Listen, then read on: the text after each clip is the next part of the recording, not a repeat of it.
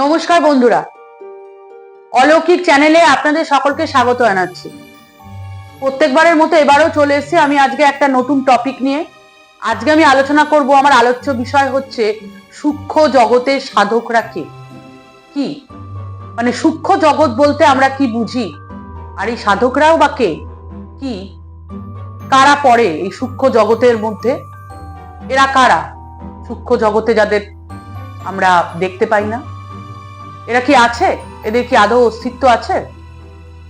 আজকে আমরা অলৌকিক চ্যানেলে সূক্ষ্ম জগৎ সম্পর্কে আলোচনা করব এবং এটাও বলবো যে কিভাবে আমরা সূক্ষ্ম জগতের সাথে যোগাযোগ স্থাপন করতে পারি, সেই সম্পর্কে আমি আজকে আলোচনা করব। এই সূক্ষ্ম জগৎ বলতে আমরা কিন্তু অশরীরী আত্মা এদের কথা বলবো না। আজকে আমরা সূক্ষ্ম জগৎ বলতে অন্যান্য দেবদেবী এই সম্পর্কেই বলবো। এরা কারা সেই সম্পর্কে কিন্তু আমরা আজকে অলৌকিক চ্যানেলে আলোচনা করব। আমার আলোচনা শুরু করার পূর্বে বলবো যে আমার বক্তব্যটা প্রথম থেকে শেষ অবধি দেখবেন, স্কিপ না করে। যদি ভালো লাগে একটু লাইক দেবেন, কমেন্টও করতে পারেন, শেয়ারও করতে পারেন।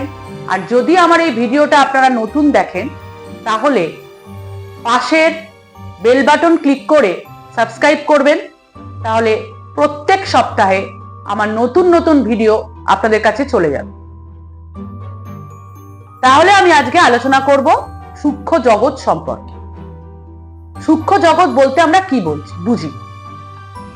আমাদের চারপাশে এমন অনেক জিনিস আছে যেগুলো আমরা খালি চোখে দেখতে পাই না, অর্থাৎ যেগুলো আমাদের আছে সেগুলোকে আমরা সূক্ষ্ম জগৎ বলি, এবং সেই জগৎ আমরা চর্মচক্ষে দেখতে পাই না, কিন্তু তাদের অস্তিত্ব আছে।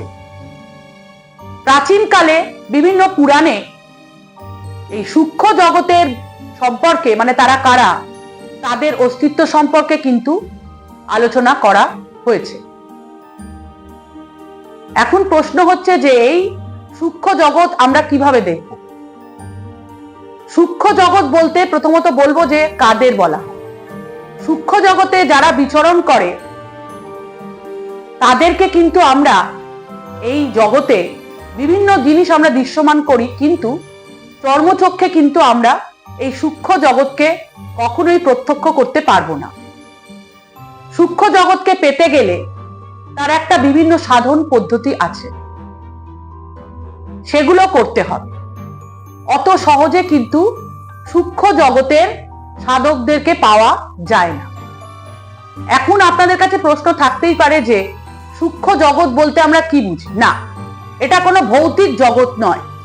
সূক্ষ্ম জগৎ হচ্ছে বিভিন্ন দেবদেবী, অপ্সরা, যক্ষ, যক্ষিণী, এবং এদের মধ্যে ভগবানও বিচরণ করতে পারে, যাদেরকে আমরা ঈশ্বর বলি, যেটা কখনোই প্রত্যক্ষদর্শী নয়।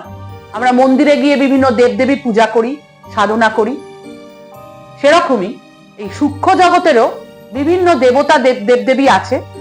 তাছাড়া আছে যক্ষ, যক্ষিণী, আর কারা আছে, অপ্সরা আছে, আর এদের মধ্যে পরিও পড়তে পারে। এরা সূক্ষ্ম জগতে বিচরণ করে, যেটা আমরা কখনোই খালি চোখে দেখতে পাই না। তার জন্য বিভিন্ন পদ্ধতি আছে, সাধন পদ্ধতি বলা হয়। এই সূক্ষ্ম জগতের সাধনা করতে গেলে বিভিন্ন নিয়ম আছে, যেমন সংকল্প আছে, বিভিন্ন সাধন পদ্ধতি আছে, প্রত্যেক দেবদেবী তার জন্য নিয়ম আছে। আমরা কি করি, বিভিন্ন রকম ভাবে যারা যোগিনী হয় তারা কি করে, তারা সাধনা করে, পেতে চায়। অনেকে এই সূক্ষ্ম দেবদেবীকে আহ্বান করে, তারা আসে, তারা বিশেষ বিশেষ লোককে তাদেরকে নিজেদেরকে দেখা দেয়।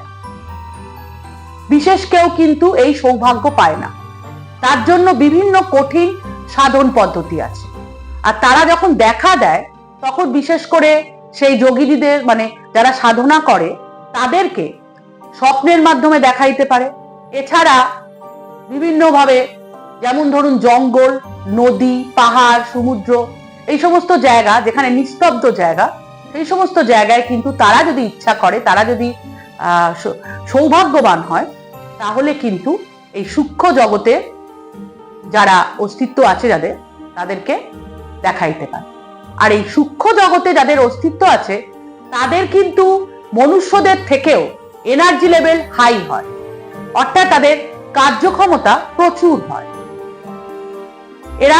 এদেরকে কিন্তু পূজার্চনা করলেই কিন্তু শুধু হয় না, তার জন্য আমি বলি সংকল্প করতে হবে, বিভিন্ন নিয়ম আছে, অনেক সময় যোগে বসতে হয়, বিভিন্ন রকম ভাবে দেবদেবী অপদেবীর নিয়ম আছে।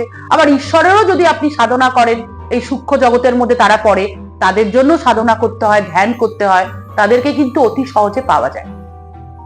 অনেকে আবার মাতৃরূপে পেয়ে থাকেন, যেমন পরী, এদের যদি সাধনা করেন, আমি আগের ভিডিওগুলোতে আলোচনা করেছি, আপনারা দেখে নিতে পারেন। যাই হোক, এখানে আমি সূক্ষ্ম জগৎ সম্পর্কে বলছি। সেটা হচ্ছে যে সমস্ত সূক্ষ্ম জগতের অপ্সরা, পরী যাদের বলেন, তাদের যদি সাধনা করে, তাদের কিন্তু অনেক সময় দেখা যায় যে তারা রক্ষা কবচ হিসাবে থাকে, তাদেরকে মাতৃরূপে পাওয়া যায়। কিন্তু এই সূক্ষ্ম দেবদেবী যারা আছে তাদেরকে কিন্তু বশীকরণ করার চেষ্টা করবেন না, কারণ বশীকরণ করলে কিন্তু বিপদ।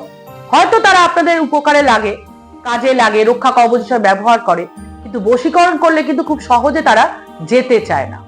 এটা কিন্তু খুবই বিপদে পড়া যায়।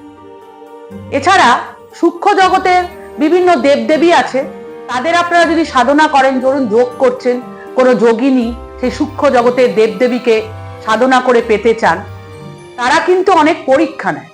অনেক সময় দেখা যায় যে আপনারা সূক্ষ্ম জগতের দেবদেবীকে আহ্বান করছেন, তারা ভয় দেখাচ্ছে, প্রথমে আপনাকে ভয় দেখাতে পারে, আপনাকে বিব্রত করতে পারে, আপনাকে ভয় দেখাতে পারে, বিব্রত করতে পারে।